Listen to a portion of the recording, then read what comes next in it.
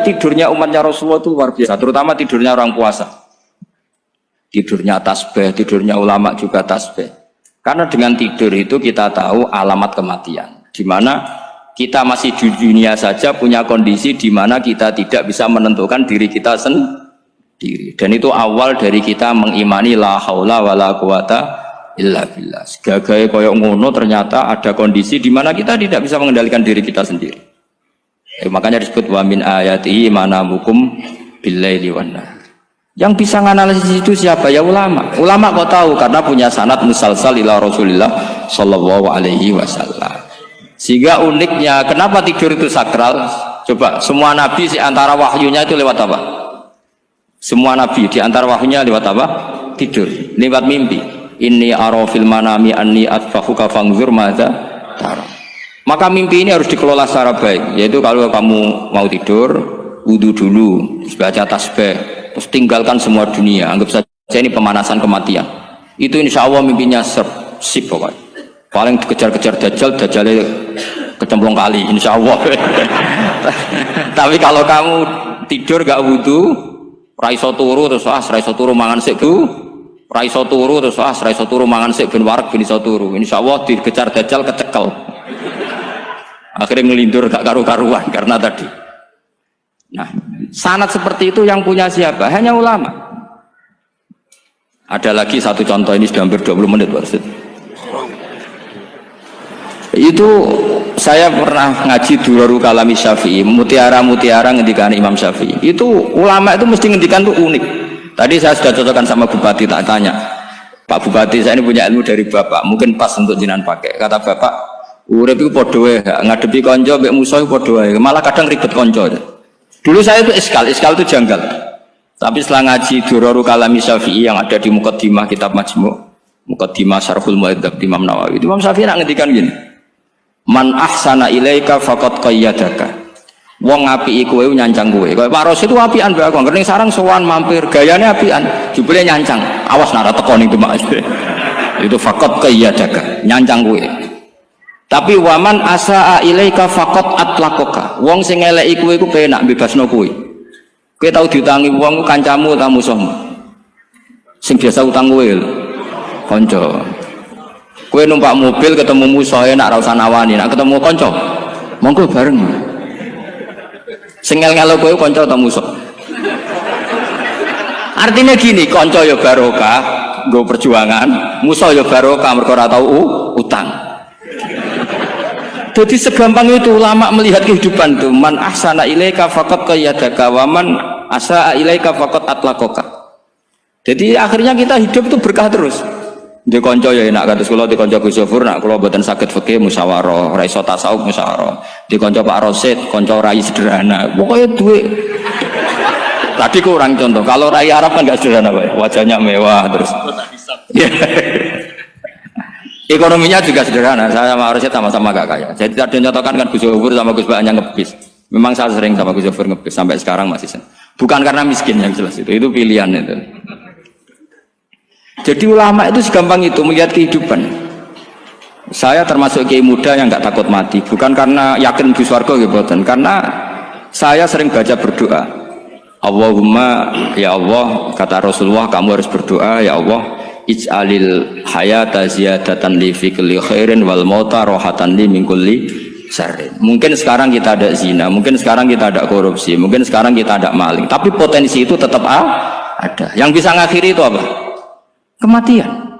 Maka anggap saja kematian itu rohatan li min kulli syarrin, semua mengakhiri semua keburukan. Kayak apa Rasulullah memandang kehidupan? Kalau kamu masih hidup, anggap saja ziyadatan li fi kulli khairin. Saya gara-gara hidup saudaranya kersane Pak Rosid ngaji di sini. Ikhlas Pak Rosid itu sangat ikhlas. Saudaranya senior kula dipaksa nggih gelem, diintimidasi nggih gelem. Wah itu barokah. Nanti setelah saya mau mati, pikiran saya juga akan ridho-ridho saja. Ya Allah, ini akhir dari segala potensi keburukan saya. Sehingga kiai NU, kiai alim ana bajingan tukang ngemel wong kok mati. Saya iki Pak niki saya. Tanggane ora ono sing gelem muni saya. Kiai ini maksud, ayo Pak muni saya Pak. Mboten saya ini tempuh. Lan saya pun mati pun mboten saged nakal niku. Lha jenenge rohatan li min kulli syarrin. Kalau mayit ya rohatan lahu min kulli syarrin. Kayak apa sanad kita ke Rasulullah? Kabeh itu dimana jadi ibadah. Al hayat ziyadah fi kulli khairin, al maut rohatan min kulli syarrin. Kenal Pak Rosid ya ibadah. Apalagi kenal Gus Zofur ibadah, kenal Bupati ibadah, konco perjuangan. Kok kenal preman ya ibadah, konco latihan dakwah. Anggapnya latihan ngelola rehab. Kenal polisi ibadah, jaga stabilitas nasional. Kenal ABRI ibadah, jaga NKRI. Kenal orang nakal ibadah, dianggap pembinaan. Semua itu ibadah. Kayak apa ajaran agama ini? Semuanya baik-baik saja. Tergantung niat. Tapi sanad ini siapa yang punya? Hanya ulama. Nah ulama itu siapa? Ya orang yang kamu ketemu. Dalam konteks ini Mbah Mun. Mbah Mun ngajari kita macam-macam. Mbah Mun ketemu orang siapa saja hormat. Saya kemarin bikin makalah untuk beliau, termasuk saya cerita dari riwayat Rasul Aqli ba'dal iman billah at-tawaddud ilan nas wastina'ul ma'ruf ila kulli barrin wa fajirin. Inti iman setelah akal menentukan kita iman kepada Allah, akal setelah mengantarkan logika iman kepada Allah, akal itu kita gunakan at-tawaddud ilan nas supaya kita bersikap simpatik dan melakukan kebaikan kepada siapa saja. Karena barokahnya kita simpatik nak ngandani wong nggih gampang.